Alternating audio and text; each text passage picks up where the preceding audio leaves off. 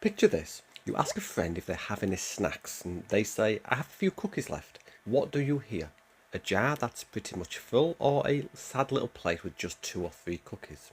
What if I told you the answer isn't about words but about how they are said? There's a secret code English speakers use to make one tiny word mean its complete opposite.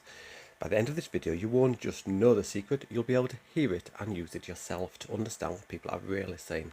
Alright, let's quickly cover the textbook rule. You probably learned about a few and a few. Generally, a few is positive and it means some, a small but perfectly fine amount.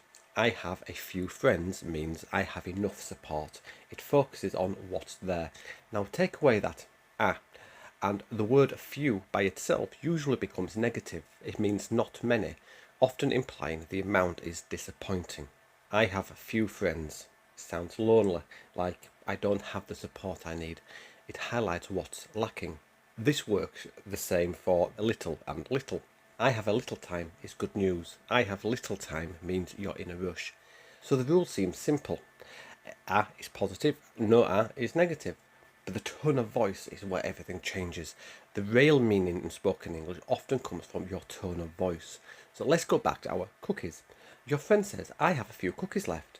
According to the textbook, a few is positive. But what if they say it with a sad, falling tone? Yeah, I have a few cookies left. You hear that, right? The falling tone totally flips the meaning, even though they use the positive phrase. The tone makes it negative. And they rarely say that there aren't enough to share.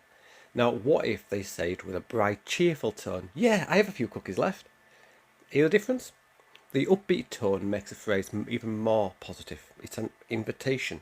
And the tone tells you how to feel about the words, and it can completely override the grammar rule. Just when you think you've got it, English has set phrases that flip the meaning entirely, and the most famous one is quite a few. Logically, you might think this means a very small amount, but it means the exact opposite, a lot, a surprisingly large number. There were quite a few people at the party means the party was crowded. It's an idiom you just have to memorize. And another one is only a few. Here, adding only hammers home how small the number is. Hooray, there are only a few tickets left. The only strips away any positive feeling and shoves the phrase into scarcity context. Now you know what to listen for. Is their voice bright and rising? You're in luck. Is their voice flat and falling?